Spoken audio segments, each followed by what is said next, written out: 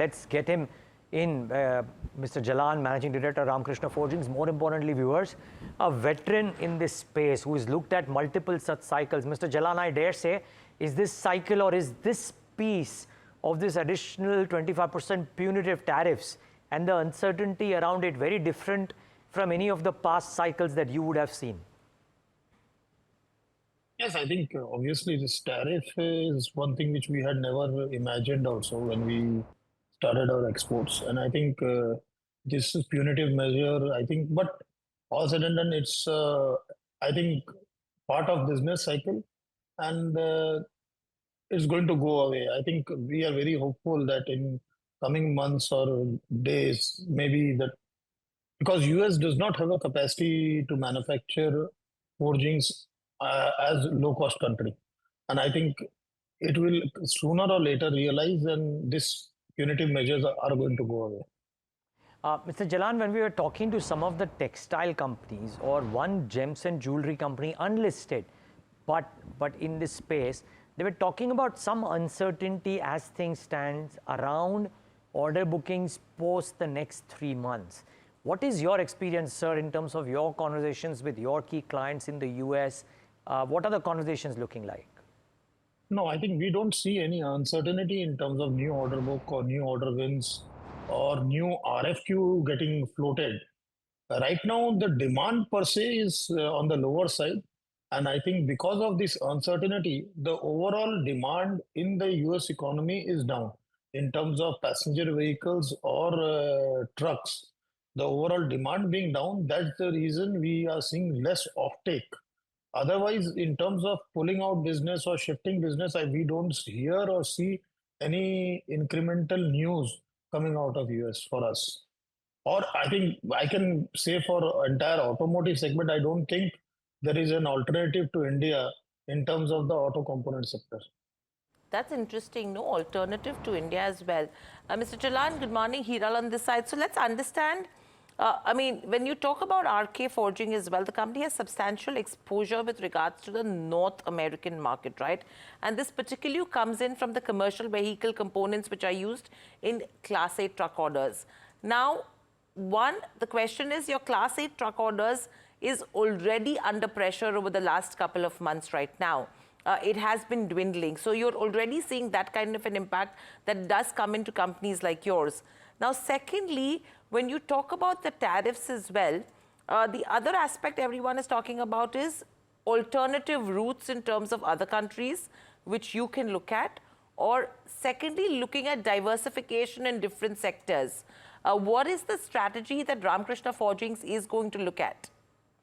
No, we are not looking at any diversification in terms of our manufacturing facility is concerned. We are doing well with our customers, and I think we have been able to, in past couple of months post the announcement of tariff, been able to negotiate with most of our customers in terms of pass-through of the tariff quantum. And I think we are well on track in terms of our new order wins and new sectors within North America. So I don't see that as a challenge. Right now, the biggest challenge which we are facing it is on the demand side. I think with all this tariff and uncertainty, the demand within US for all kinds of vehicle, whether it is, it's not limited to trucks or Class 8. It is sectors as a passenger vehicle or light commercial vehicle, every sector is showing a downward trend. That is what is challenging for us. In terms of tariff, I think it is a cost impact, but it is a cost impact for the customer. And we are trying as best as possible to become more competitive in terms of doing more value engineering and doing all sort of engineering to reduce the cost of the product. But in terms of tariff, it is a pass-through for us. Okay, so tariffs will be a pass-through. The other question I have is... Sorry, yeah. I can just ask in one question. Mr. Jalan, appreciate it's a pass-through, but will there be takers for a higher priced auto component product from India? I heard you say that there are no alternatives to India, but will there be takers if indeed the pricing is so high? So I think that's my answer earlier also. They don't have an option. Alternative. Okay. I think within US, I think you don't have a manufacturer. And in terms of auto tariff, it is uniform for all the nations across the globe. So 25% tariff is what everybody pays. The additional 25% tariff which has been announced is not applicable for auto components. So obviously we are limited to this No, so 25%, Mr. and this Jalan, 25. yeah. So Mr. Jalan, one clarification over there, on the back of what Neeraj asked you, is there any supplier that could supply from Mexico as well? Because that has been taken as an alternative when you talk about auto components. And number two, when you talk about auto components as well, the tariffs do range from 25% to 50%, right? There are some components that do fall under the 25% bracket. There are some components that do fall under the 50% bracket. So anything that any clarity that you have on that front as to which are the components that fall under the 25% bracket, which are universal across the globe and which do come into the 50% bracket? So in terms of my company, I can say all my auto component exports fall under 25% category, and there is no export which falls under 50% category for auto components. Only forgings which fall under 50% category are non-auto forgings, which is particularly goes to oil and gas. So that is one sector wherein 50% tariff is applicable, and that is not today. That is the day steel and aluminum tariff were announced as 50%. That tariff has been applicable. This 25% punitive tariff, which has been announced later on, is not applicable to any of them. So from day one, we knew the 50% and 25% auto tariff. 50% is for steel and aluminum, and 25% is for automotive. So Mr. Jalan, would it be right to say that because 25% is a universal tariff across the globe, with regards to where auto components go, I'm talking about forgings, everyone's competitiveness continues to remain the same as it was, because they will see a similar kind of price increase that cost competitiveness. So not major things that change around then. Yes, I think that's right. I think that is what we have been always telling, that it is going to be day as usual for everybody. Everybody has to ultimately go and pay this tariff, except for Mexico and Canada. But both these places also buy forgings. Today, out of my North American export, 80% of my forgings go to Mexico. So basically, the forgings which go into Mexico are converted into finished goods, and then they enter to US. So obviously, Mexico also does not have any large forging facility. So I don't think any pullback of order is going to, or we are going to see any cancellations of order. Whether it is limited to our company or whether it is limited to India. We don't foresee any major setback in terms of orders and inflows of new orders. Got it. Okay. Mr. Jalan, so just trying to bifurcate this for the portion of the tariffs. Sorry if I'm repeating this, and sorry if I have to repeat it, but just wanted that clarity.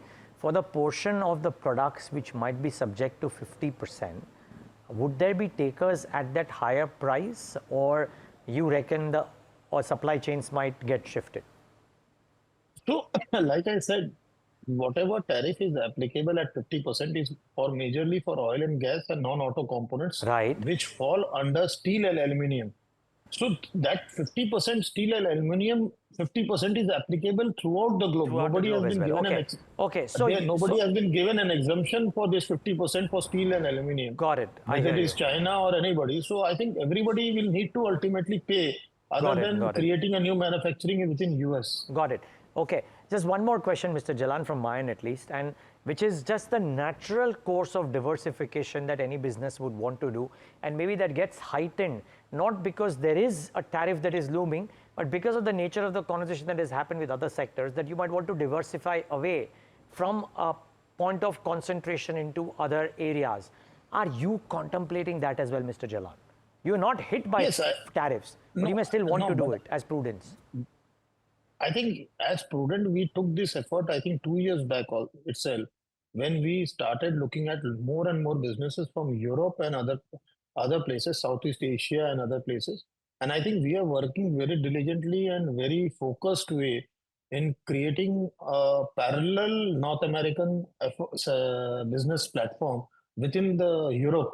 And I think we are not far away. I think we should be in next 8 to 12 quarters reaching there, wherein our European operations or European business is going to be equal to or bigger to North American business. Right. Mr. Jalan, and when you're talking about, the demand as well, I was just looking at the Class 8 truck orders, and it's actually reached a 16-year monthly low, while medium-duty orders are the weakest since the outset of the pandemic. Now, even FTR, they've indicated that these numbers are coming in and it's seeing this kind of a downtick mainly on the back of tariffs. And secondly, the freight rates, everything is becoming a concern. Now, if this is the scenario that will continue, what is the kind of impact you will see overall in terms of FY26 and FY27? Because Class 8 trucks also is one of the biggest aspects that you actually supply to. No, I think if you see the August numbers which have come in the month of September, I think this has shown an uptick versus July, and that brings an optimism. I think with all these tariff issues right now behind us, I think people will now start living with tariff. I think the way forward, people will need to understand the way of life is tariff is not going to ever end. So I think it's going to be at some point of time there is going to be an inflection that we are going to get back to normal. We are not seeing peak, but we are going to get to normal of 16,000 vehicles a month. And I think maybe in next 3 months, maybe in 6 months, that's going to be there. But in terms of RKFL, I think with the new business wins within North America, already starting to create revenue. And also within Europe, we are seeing in next 6 months to create revenue. I think we should be, I think we are looking at in next couple of months, worst days to be behind us. And I think we are going to be back on our track of growth. It's going to be interesting. 16,000 in the next 2 to 3 months, if you talk about Class 8 truck orders, that is an absolute rebound that the street would see as well. But thank you, Mr. Jalan, for being patient and speaking to us. Yes. That is an optimism an entrepreneur has to stay with. Absolutely. Optimism is what is the need of the hour right now. Thank you so much for joining us on NDTV Profit.